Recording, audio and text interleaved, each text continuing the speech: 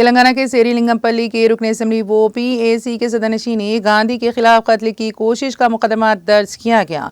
रियासत की असल अपोजिशन पीआरएस के एमएलए पाड़ी कौशिक रेड्डी की शिकायत पर गच्चीबौली पुलिस स्टेशन में उनके खिलाफ मुकदमा दर्ज किया गया। गांधी के साथ साथ उनके बेटे और भाई के खिलाफ भी मुकदमा दर्ज किया गया।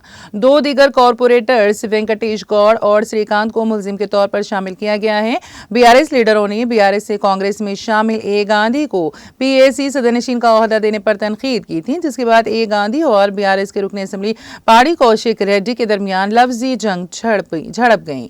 जुमा को गांधी अपने हामियों के साथ कौशिक रेड्डी के घर चले गए। इस मौके पर पुलिस और उनके हामियों के दरमियान बहस और तकरार भी हुई थी, जिसके बाद गांधी को गिरफ्तार करके उसी दिन रिहा कर दिया गया।